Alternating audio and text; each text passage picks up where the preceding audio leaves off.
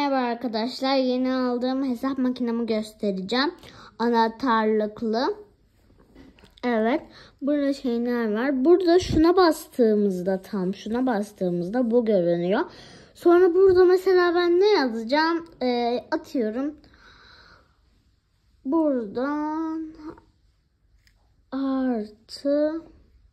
artı bakın. Şuraya basacağım.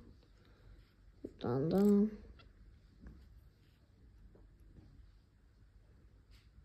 atıyorum. 3.